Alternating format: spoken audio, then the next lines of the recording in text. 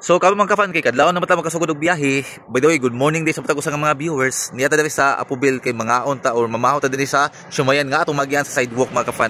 Ang pangalan po na ni guys, Royce Siomay nga na-locate dinhi sa may Apoville. Pag sulod pa lang nimo makita na nimo mga listahan sa mga menu, lain-lain lang. Actually, bag-o pa ning uban mga nadugang nga mga menus diri. Ang pinakabag-o dinhi french fries og hamburger nila dinhi. Din usapod sa pinakakusog nila dinhi kaning lugaw overload nila.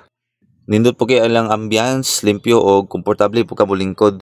Pag-abot po nato dinhi, akong ipili kanang gitawag og Japanese siomay. Nagkuha po ko og upat ka pastel para dili bitin ang atong pagpamahaw kay sayo man sa buntag. Ug mao dinhi ang ilang pastel nga chicken, tag 15 pesos ang isa. Dayon napugid sila fried chicken og lumpia dinhi sa unahan. So mo ni giserve na kay andam na ni atong ilabay sa atong baba. Kung sobra kay ka-budget, lisod pud kay memorize na to ang atong pamahaw. Mas may po nang busog ta kay kung mabuang ta, at least kusgan na pud ta. Usap po sa pinakabag-o nila kaning buy one take one nila nga hamburger nga tag 40 pesos lang. O kining french fries po nila na tag 65, napoy tag 120, napoy tag 210.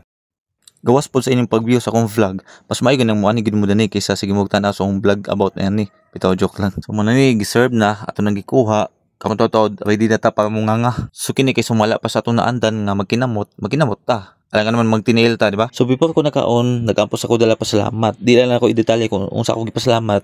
Unya na ta magmarites kay gutom na kayo. Ang ako lang pud ani unsay mga more interesting sa mga tao nga nagtanaw sa tuwa ato pong ginakaon dila pa na sobra kay basin di na po paulit sa tong lawas sa tong gipangkaon na magmahay ta. This all must be in moderation lang guys, no? Ang ato lang ni is to promote our very own interesting matter to the people who are watching us mga higala. So para sa mga vegetarian din na kung na kay 30 pesos pwede na ka makakaon din mabusog pa ka. Palihog ubanin sa kunin sa kung pagpamahaw kay mingaw kayo ako pa isa din kay kadlawon pa man.